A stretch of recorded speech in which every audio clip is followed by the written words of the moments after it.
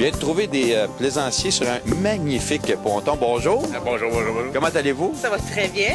Vous avez un beau ponton, vous êtes stationné bien amarré ici. J'imagine que vous avez participé à quelque chose hier, vous avez regardé les feux d'artifice. Absolument, en famille en plus. Ah oui? Ben oui, la famille vient nous trouver, puis la famille repart après. Ah ouais? Les enfants, des boomerangs. C'est le fun quand ça arrive, quand ça part, ça c'est le fun. Mais est-ce que c'était la première fois que vous veniez ici au bord d'Escale? C'est la deuxième fin de semaine. Comment vous trouvez ça? Très bien. Ouais. Très bien. Les installations, c'est propre. Ouais. Tout nouveau cette année, en fait. Ben, oui, puis ils ont ouvert en retard à part ça cette année, à cause des nouvelles installations. Mais là, au moins, tout est en place. Tout est en place, puis prêt à nous accueillir. Vous passez la nuit ici aussi? Oui, nous, on passe la nuit ici. Fantastique, c'est le fun. Puis là, allez-vous profiter un peu de Montréal quand vous venez ici à l'occasion? Oui, on va monter en haut, un petit déjeuner le dimanche matin, bien plaisant, puis après ça, on descend tranquillement le fleuve, puis on s'en retourne à la maison. Le bonheur. Le bonheur total. Parlez-moi de votre ponton, qu'est-ce que c'est? C'est un petit Harris, 23 pieds, un 2007. Oui, un 2007 pour deux personnes, c'est bien, bien, bien. Oui. C'est notre premier bateau, en plus. Ah oui? On n'a jamais eu de bateau. On a essayé ça cette année. Ben, on va vous souhaiter un bel été. Profitez-en au maximum.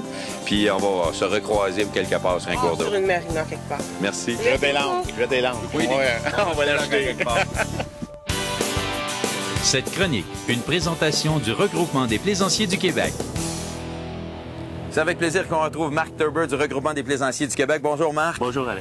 Marc, si on parlait d'assurance bateau, ça c'est un sujet très important pour les plaisanciers. Ouais. Il y a différentes façons d'assurer son bateau. Une d'elles s'appelle la valeur agréée. Si tu nous l'expliquais un petit peu. Valeur agréée, Alain, par le nom, l'assureur et le propriétaire du bateau conclut un contrat d'assurance avec une valeur qui a été convenue, qui a été agréée.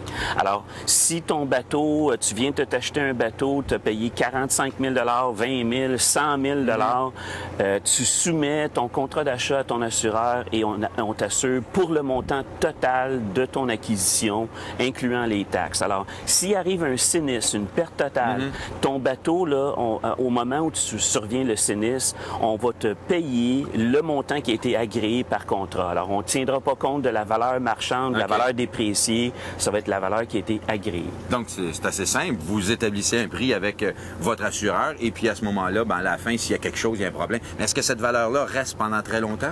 Bien, dépendant du type d'embarcation, ça peut être pendant 5 ans. Il y a des assureurs qui vont dire un bateau de 5 ans et moins, on peut avoir un contrat à valeur agréée. Dépendant du type de bateau, ça peut être 5 ans, ça peut être 8 ans, ça peut être dépendant du nombre d'années. Et à ce moment-là, on va demander ce qu'on appelle un survey. Là, ou si ton bateau est plus âgé puis que tu veux avoir un contrat à valeur agréée, c'est là qu'on va demander. D'ailleurs, on a touché à un moment donné dans une chronique le rapport d'inspection qui va venir confirmer la valeur de ton embarcation. Donc, c'est un choix, mais peut-être le meilleur choix, la valeur agréée? C'est très sécurisant. Disons, là, s'il arrive quelque chose, ton bateau est perte totale, tu es sûr d'avoir le montant qui est écrit si tu n'as pas les assurances. Marc, toujours très intéressant. Un plaisir pour moi.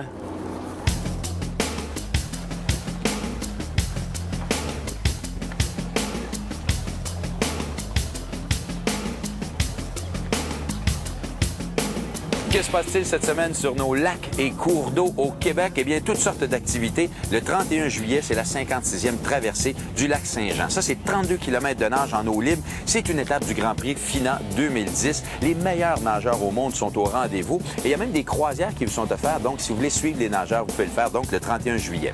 Le 1er août, eh bien là, ça se passe au Parc national Oka. La plage d'Oka que tout le monde connaît, c'est le rendez-vous nautique. C'est à chaque année des centaines de plaisanciers qui se réunissent. On vous invite à aller faire un petit tour de ce côté-là. Des prix, de l'animation, de la musique, de la nourriture, de la boisson, tout ça, c'est inclus. Et bien sûr, on va parler de sécurité nautique. Si vous avez d'autres activités à nous faire part, vous allez sur notre site Internet et vous nous écrivez. L'adresse est à la fin de l'émission.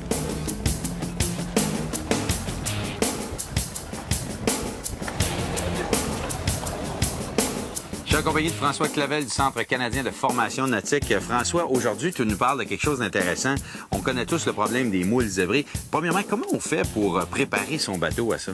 La seule prévention qu'on peut faire sur un bateau, c'est soit d'appliquer des cires, ou bien non, il y a des gens aussi qui appliquent des anti-fouling. C'est comme appliquer une peinture, là, mais même avec ça, à la fin de la saison, lorsqu'on sort le bateau, il faut laver avec de l'acide muriatique, qui n'est pas un produit vert.